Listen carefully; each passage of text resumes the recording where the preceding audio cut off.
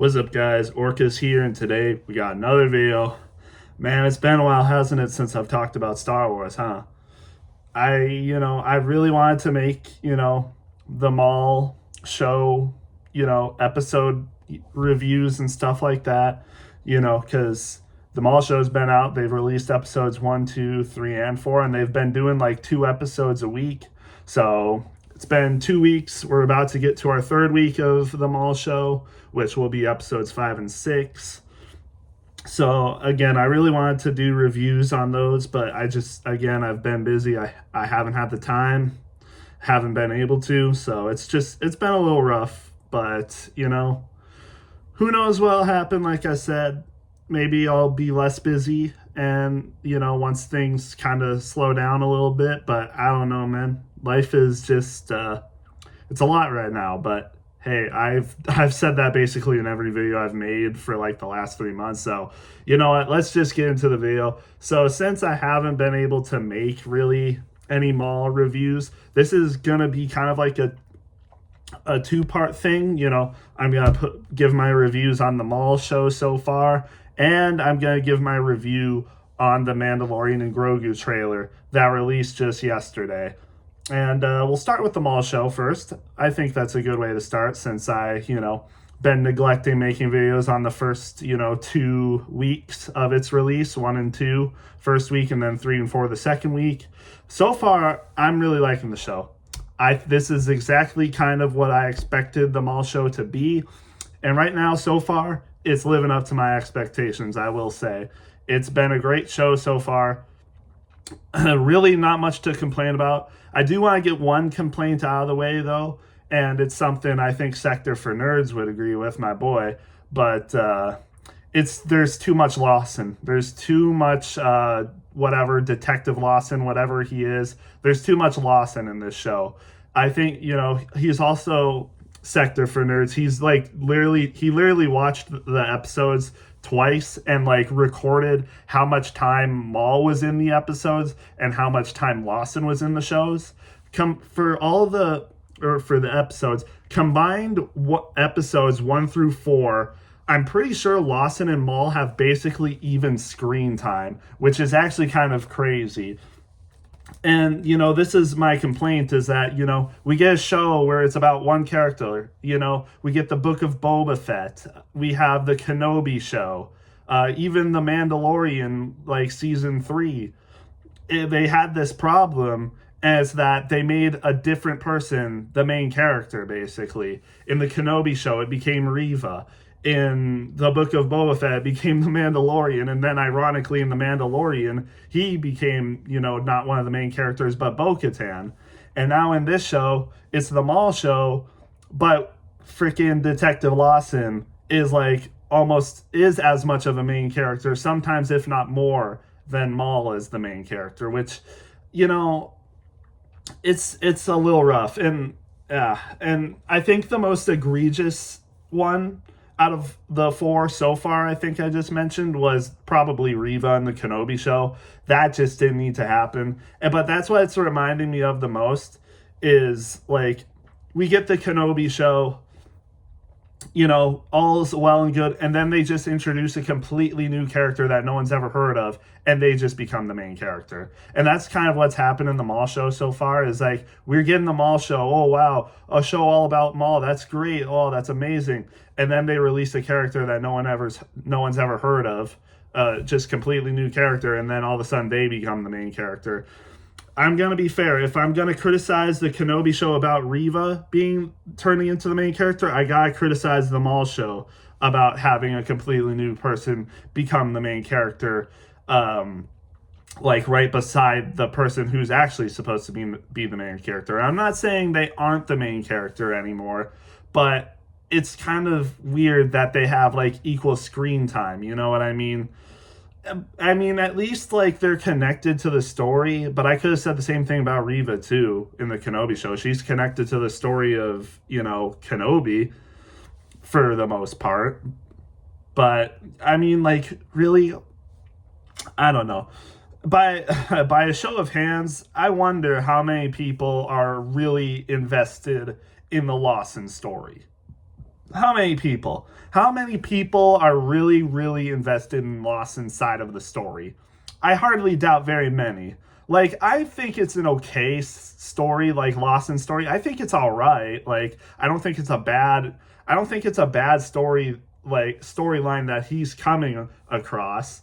Unlike Reva's, I thought her story was terrible. But Lawson's story isn't bad, but it's like, why does he need to be like the second main character beside Maul?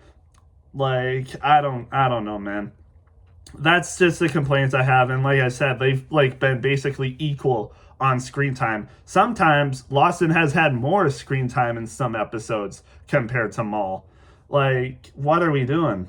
It's Maul's show. Why is he competing in his own show with someone else that has equal screen time as him, and they're normally not side by side with him? Like, at least with Devin, like she's been with Maul a lot, and she's kind of really integral to the story. This whole story is kind of about Maul trying to find this new apprentice and train her to become his apprentice and get her to join him instead of, siding with her old Jedi ways and her old master.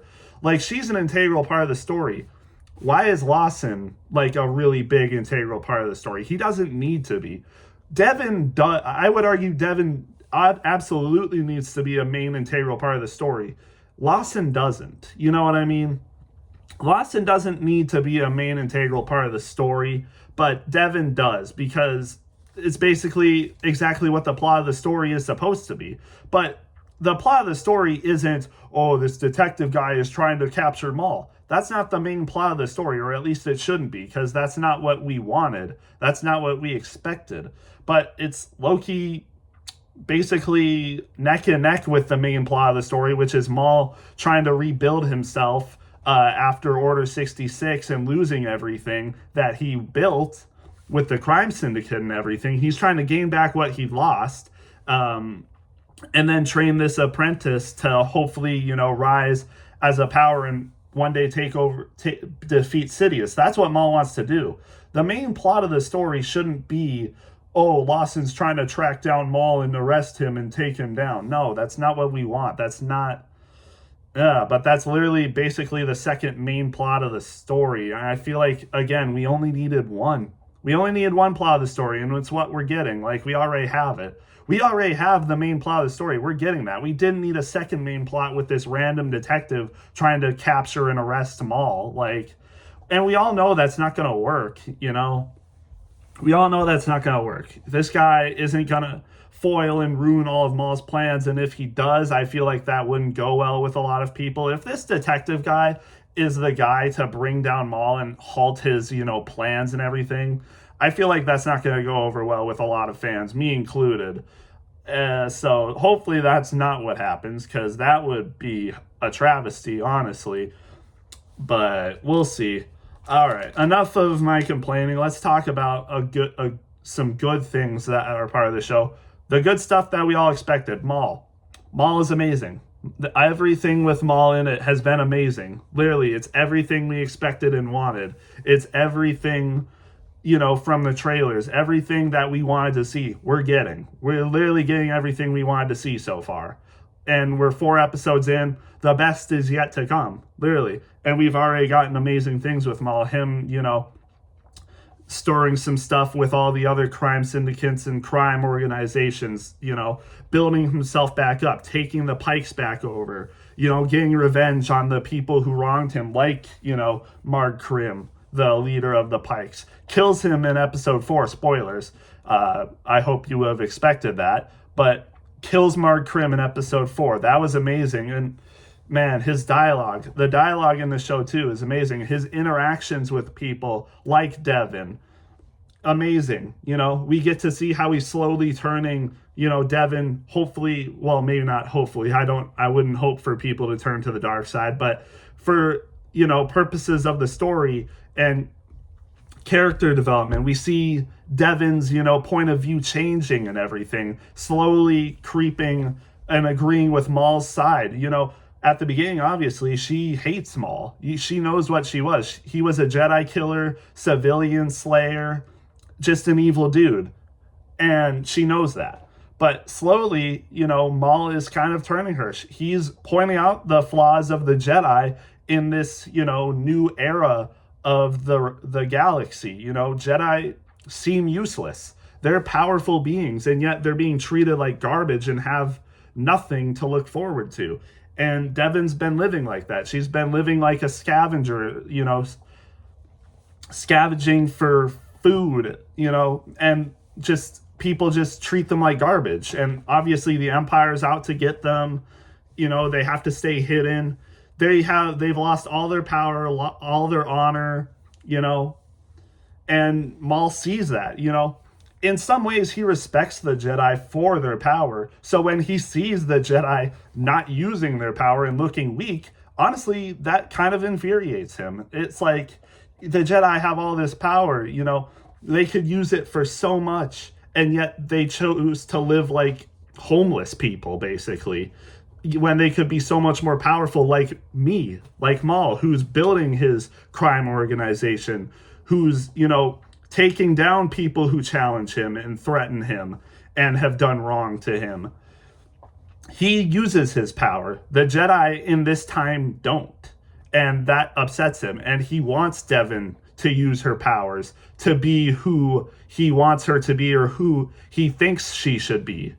It's a really fascinating plot of the story, Maul being this powerful being who's, managing his way through the galaxy, gaining power, but yet these Jedi just sit around and do nothing and look like idiots, basically, who look like poor people when they really don't need to look like that. Like, they could be so much more, but yet they aren't in this time. So, and that's why Maul wants, Devon to channel or, come back to her powers, what she used to be as a Jedi even, but of course he's gonna make her not a Jedi, just like a powerful Force wielder closer aligned to the Sith, obviously, who want to use their power and have a lot of pride in their power, who use the Force, for their own gain and stuff like that.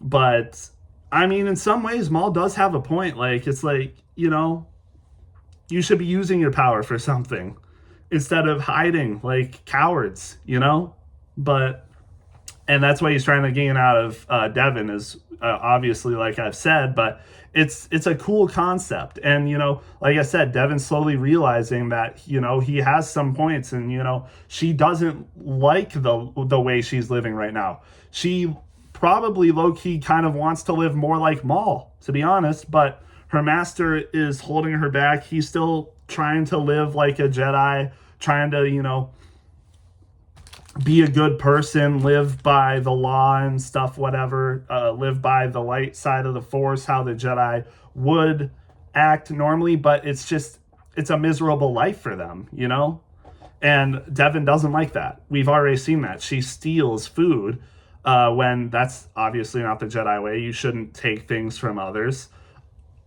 But she does. And that got her arrested, but because she's living by the Jedi code. She could get away with that stuff if she was living under Maul's rules. So, I mean, we'll see what happens, but I think obviously it should be evident that Devon will probably join Maul's side by the end of this season. We see, obviously, the Empire coming in when we see Devon and her master try to challenge Maul, and then obviously Lawson and his police organization are trying to take down Maul. Obviously, they end up unsuccessful. Maul is just too powerful, man. He easily overpowers the master. Obviously, it's pretty evident that he would overpower Devon pretty easily, but he's taken on a Jedi master, obviously out of his prime now, and especially during, the fall of the Jedi in this time where the Empire's, defeated the Jedi. He's probably lost a lot of powers, but even then, he's still a Jedi Master, should still be pretty strong, still is willing to use his lightsaber and the Force when he needs to, but he's just still no match for Maul. I mean, Maul easily, has overpowered him in this fight in Episode 4. Does land a good kick on Maul, kind of destroyed his cybernetic leg a little bit, so Maul will need to fix that, but still, easy difficulty with Maul versus both of these two. Like, I mean, holy, like, you thought Maul was beating Kenobi and Qui-Gon pretty bad in The Phantom Menace. I mean, this one wasn't even close. But, hey, they end up getting away. Maul ends up getting away. And unfortunately, Lawson, they realize they cannot take down Maul on their own. And Two Boots, Lawson's, robot companion, kind of, who also works for the department, he kind of realized this from the start. They wouldn't be able to take down Maul themselves.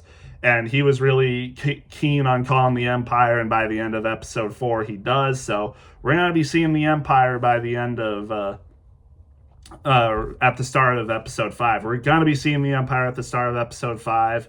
We're going to be seeing, the Inquisitors like we've seen them in the trailers and stuff. We're going to see Marok and I like to call him the Sixth Brother, but I'm not sure what he actually is. I'm just going to call him the Sixth Brother.